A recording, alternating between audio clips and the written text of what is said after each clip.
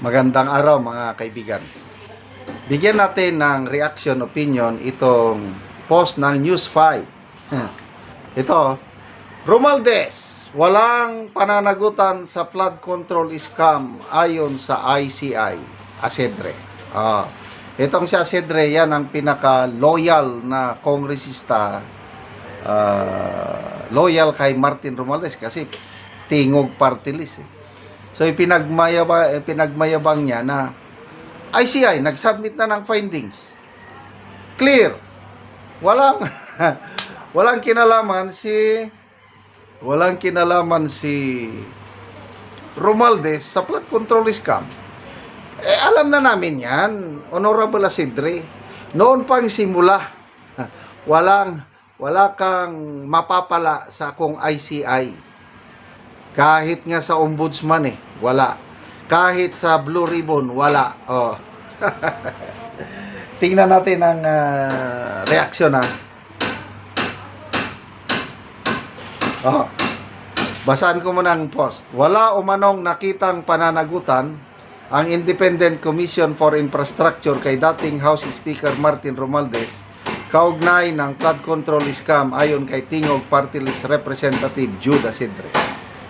Sabi niya, the ICI referral itself, signed by retired Supreme Court Justice Andres Reyes, explicitly states, this referral is issued without any finding or conclusion of guilt or liability on the part of former Speaker Martin Romualdez.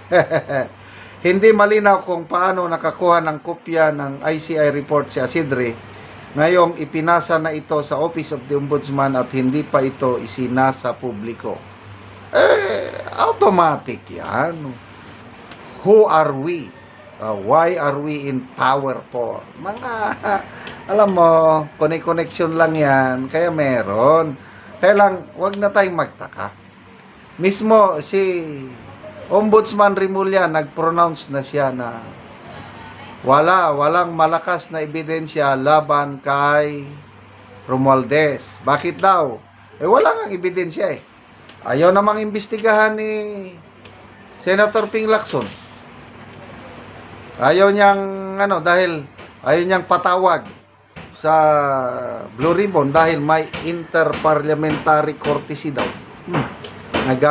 Bagay na ikinagalit ni Senator Marcoleta dahil sabi niya, pag ako ang chairman, baliwala yung interparliamentary courtesy na yan. Bilyones, trilyones na nga ang ninakaw sa kaban ng bayan. Isusubpuin ako yan kung ako ang chairman. Ganon. Kaya yung mapitagang, yung magaling na anti-corruption SAR, advocate na Senator Lacson nawalan na ng tapang. Sabi nga ng isang PMA graduate, isang general retirado, nasaan na yung kilala ko na man of steel, yung matigas ba, parang bakal. Nasaan na yung Senator Lacson na lumalaban sa korupsyon na noon? Iba na ngayon. Lalo na ito, lumabas yung 18 ex-Marines. Nag-deliver ng mali-maleta sa bahay ni... allegedly nag-deliver bahay ng presidente, sa Ilocos, sa Forbes Park, nag-deliver din kay Martin Romualdez, nag-deliver kay Sandro Marcos, kay Senator Soto, at iba pa. Baliwala lang sa Senator Lacson. Mathematically impossible daw. So, wag na tayong umasa na may makakapanagot na mapapanagot si Martin Romualdez ngayon. Kaya lang, agree ako sa sinabi ni Congressman Toby Chanco. Pag manalong presidente si BP Sara sa 2028, sigurado ako mapapanagot yang Romualdez na yan. Sabi rin ni Congressman Erese, pag nanalo si BP Sara sa 2028, dalawa lang ang pupuntahan. Dalawang senaryo lang mangyari kay Marcos at ang kanyang mga alyado. Mapunta sa prisuhan o mag-exile. Tingnan natin ang reaction ha. 32,000 ang 32,000 ang nag-react. 18,000 tumatawa, 4,800 ang galit. Nako, marami-rami ang nag-love. 7,700. Akala nila makakalusot. Ito, nag-post si Big Boss Don. Sabi niya, yung mga nag-heart, ibig sabihin, gusto nila si Romualdez, naniniwala sila. Check nyo ang mga troll army ni Tambaluslos, puros foreigner.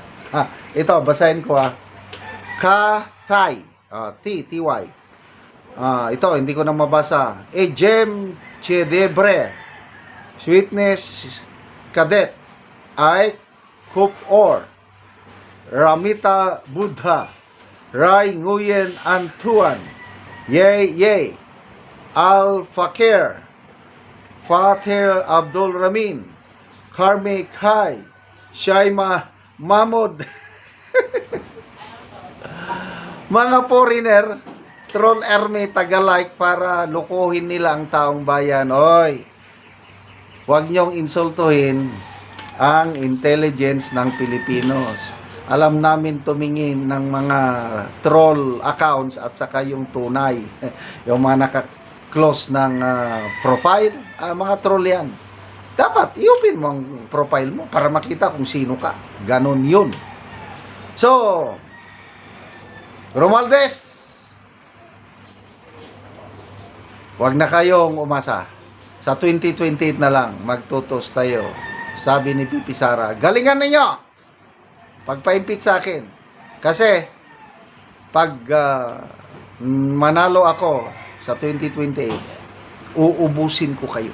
O yun, meron na siyang piniling ni-recruit na Vice President na ang trabaho lang ng kanyang Vice President is imbestigahan, ipakulong ang magnanakaw sa kaban ng bayan. Wow! Maraming salamat mga kaibigan sa inyong pagsubaybay sa ating channel. Nakakatulong kayo ng malaki sa tribong Talandig ng Bukidnon dahil ang income natin sa channel na ito is pantulong sa tribo. Namimigay tayo ng libreng yero at pako para makapagpatayo sila ng mas maayos na tirahan. Kaya panoorin nyo ang video na ito. Ni ang gihatag namo nga yero. Kung ikarga lang og motor.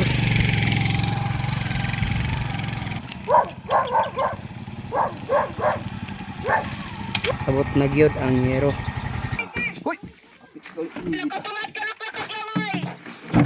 Abaka lang gyud ang gipang bugkos.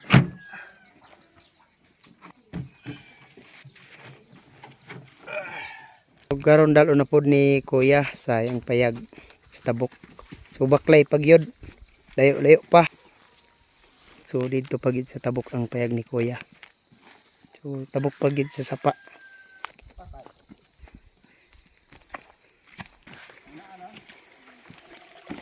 Karon awat na gyud si Kuya sa payag. So mo na ni ang payag ni Kuya nga kuanan karon atupan karon. Giapid-apid na ang mga trapal. Makita gyud nato og silpin og trapal lang. Naanay mga tubig nga na kuan sa trapal na butang tungod sa ulan. Maupod ni ang itsura sa ilang sulod sa ilang gipuy-an. So trapal lang gid in town. So mag-atop na gyud.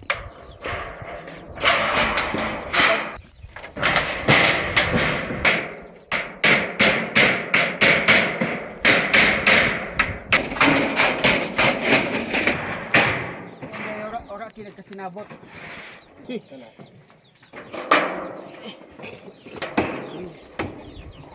O karon humanag gyud sa pag-atop og maayo na gyud nga tan-awon kay di na pa sa pareha sa ganina nga mga trapal lang og silupin. Makita gyud nato nga dili na gyud sila maulanan. Salamat kay sa Ginoo sa naghatag og sin niya, di na gid ulanan. Oo, so pila gyud nanay ka tuig na nga nagantos mo aning gaulanan lang trapal lang inyong atop. Murag mga dugi-dugi na ni. Mga tulo duha ba ka tuig? Katuig duha ka tuig. So salamat kay nanay. Oo.